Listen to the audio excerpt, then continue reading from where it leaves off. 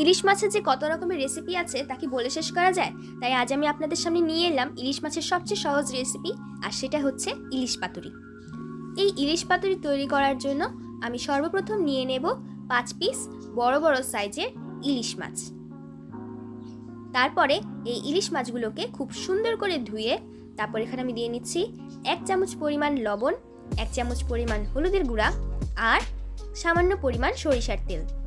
এবার ইলিশ মাছটিকে ভালো মতো মাখিয়ে নিতে হবে যাতে প্রত্যেকটার মধ্যে সমান পরিমাণ মশলা লাগে।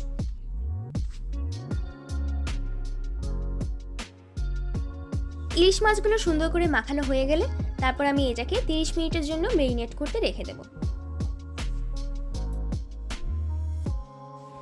এরপর একটা বাটিতে আমি নিয়ে নিচ্ছি সাদা সরিষা 2 টেবিল চামচ, লাল সরিষা 2 টেবিল চামচ আর পোস্ত 1 টেবিল চামচ পরিমাণ। তারপরে এই 3টা উপকরণকে সামান্য পরিমাণ পানি দিয়ে ভিজিয়ে রাখতে হবে কিছুক্ষণের জন্য।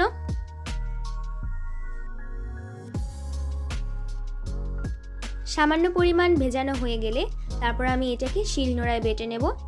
আমি এখানে 3টা কাঁচামরিচ ব্যবহার করেছি আর সামান্য পরিমাণ লবণ ব্যবহার করেছি। আপনারা চাইলে আপনাদের স্বাদ মতো ব্যবহার করতে পারেন।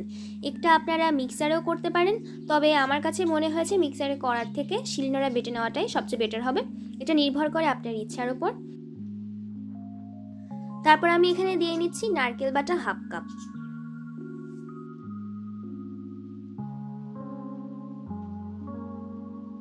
তারপর এখানে দেব স্বাদ মতো লবণ আর হলুদের গুঁড়া। তারপর এখানে দিয়ে নিচ্ছি মরিচের গুঁড়া আর সামান্য পরিমাণ সরিষার তেল দিয়ে এটাকে কিছুক্ষণের জন্য মাখিয়ে নেব।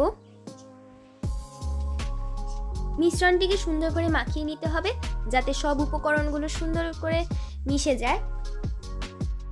তবে আমি এখানে কোনো অতিরিক্ত পানি ইউজ করিনি। এই গ্রেভিটা যাতে এরকম হয় সেদিকে খেয়াল রাখতে হবে। খুব বেশি পরিমাণ পাতলাও হবে না, আবার খুব বেশি পরিমাণ থকথকেও হবে না। তারপর আমি এই গ্রেভিটাকে ইলিশ মাছের ওপর এভাবে দিয়ে দেব আর প্রত্যেকটা ইলিশ মাছে ভালো মতো মাখিয়ে দেব যাতে প্রত্যেকটা ইলিশ মাছে সমান পরিমাণ গ্রেভি থাকে।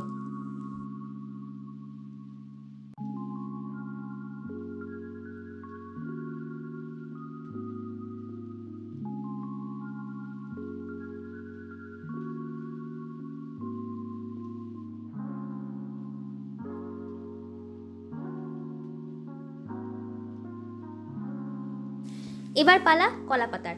প্রথমে কলা পাতাটাকে ভালো মতো ধুয়ে নিতে হবে যাতে এতে কোনো ময়লা আবর্জনা না লেগে থাকে। আর তারপরে এই কলা পাতাটাকে সামান্য পরিমাণ সেঁকে নিতে হবে। সেঁকে নিতে হবে তার কারণ হলো, যদি আমরা সদ্য কলা পাতাটা ইউজ করি তো সেক্ষেত্রে দেখা যায় ইলিশ মাছটা মোড়ানোর সময় কলা পাতাটা ছিঁড়ে যায় কিংবা ফেটে যায়। তো এইভাবে ছিঁড়ে ফেটে গেলে আসলে ভিতর থেকে গ্রেভিটা বের হয়ে যায়। যাতে এই সমস্যাটা না হয় তাই আমরা এটাকে হালকা করে সেঁকে নিচ্ছি। খুব বেশিও সেঁকা যাবে না, কেননা খুব বেশি সেঁকলে আবার পাতাটা পুড়ে যাবে, তখন একটা বাজে গন্ধ আসবে। তারপর আমি এখানে ইলিশ মাছটাকে সামান্য পরিমাণ গ্রেভি পরিমাণ মতো দিয়ে তার সাথে 2টা মরিচ দিয়ে নিচ্ছি। আপনারা চাইলে আপনাদের ইচ্ছা মতো দিতে পারেন। আর তারপরে আমি এটাকে এইভাবে ভালো মতো মরিয়ে দিব যাতে কোনোভাবে গ্রেভিটা ভেতর থেকে বের হয়ে না যেতে পারে। এভাবে মোড়ানো হয়ে গেলে তারপর আমি এখানে একটা সুতির সুতা দিয়ে এটাকে সুন্দর করে পেঁচিয়ে দেবো। খুব শক্তভাবে পেঁচাবো না, তাহলে ভিতরে ইলিশ মাছটা ভেঙে যাবে। যেহেতু ইলিশ মাছ অনেক নরম মাছ তাই এদিকে একটু খেয়াল রাখতে হবে। আপনাদের সুবিধার জন্য আমি এই ভিডিওটাকে আবার একটু রিপিট করছি।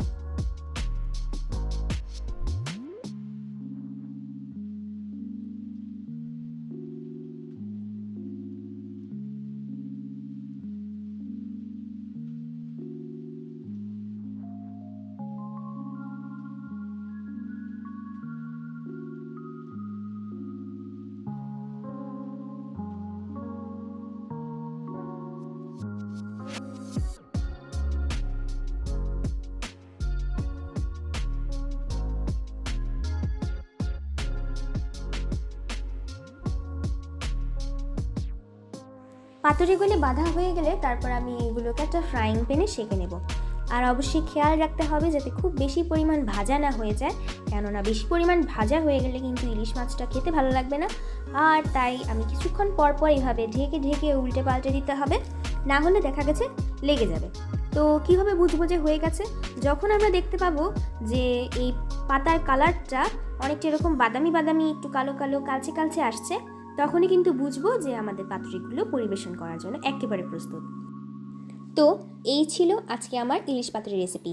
যদি আপনাদের আমার এই ইলিশ পাতুরি রেসিপিটা ভালো লাগে তাহলে কিন্তু অবশ্যই বাসায় একবার ট্রাই করবেন এবং কেমন হয়েছে সেটা কমেন্ট করে জানাবেন। আপনি যদি আমার এই ভিডিওটা দেখে থাকেন ইউটিউব থেকে তাহলে কিন্তু অবশ্যই আমার ইউটিউব চ্যানেলটাকে সাবস্ক্রাইব করে দেবেন এবং পাশে থাকা বেল আইকনটিকে ক্লিক করে দেবেন যাতে আমার ভিডিও পৌঁছে যায় আপনার কাছে।